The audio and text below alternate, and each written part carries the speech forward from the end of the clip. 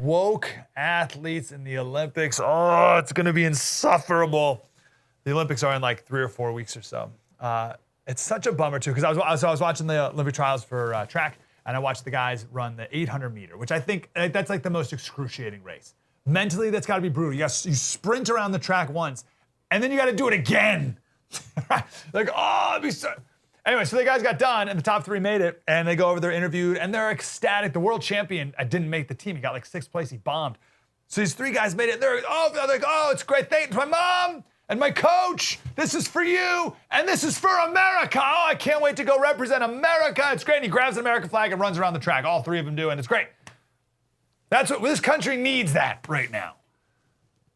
But instead, we're going to get just insufferable brats like this woman who's going to get all the attention and ruin it for everyone. The female hammer thrower. She got 3rd place. There she is.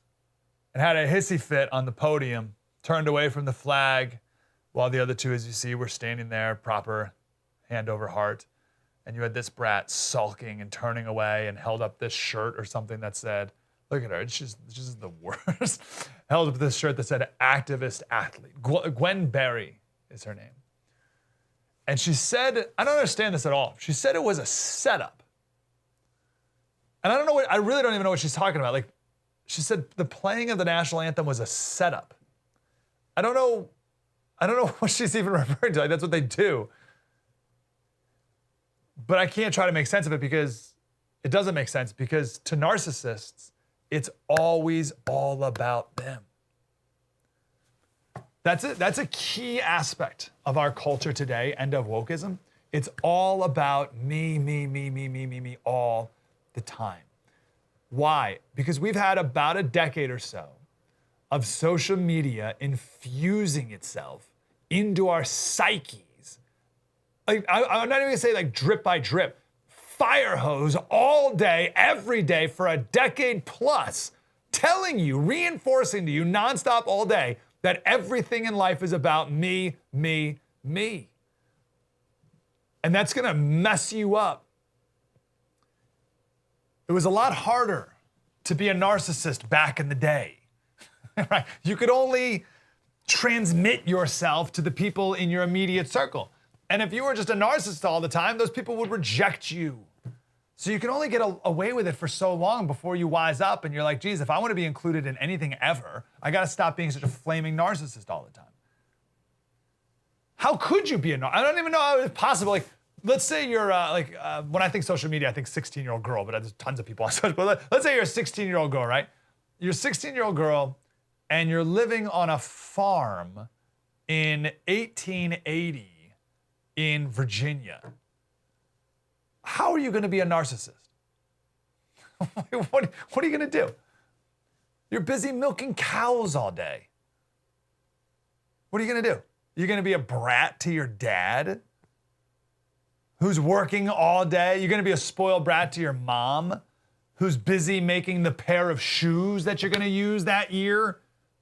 I can't even fathom how you would be a narcissist back in the day. But with social media, you have enough people cycling through your social media accounts that you could be a narcissist all the time, and people will reject you.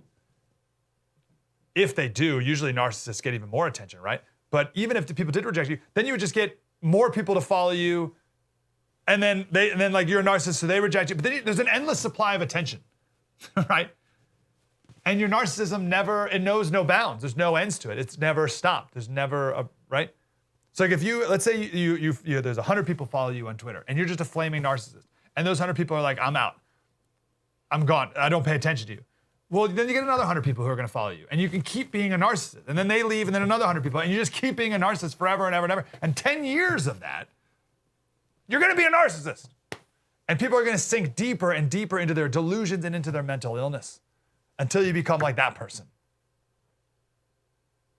Now, no one likes, or no one proudly announces that they're a narcissist. So they always gotta paint it and package it with nice flowery language. So here's this hammer thrower. My purpose and my mission is bigger than sports. I'm here to represent those who died due to systemic racism. That's the important part. That's why I'm going. That's why I'm here today. These are devoted cult members, very devoted evangelicals.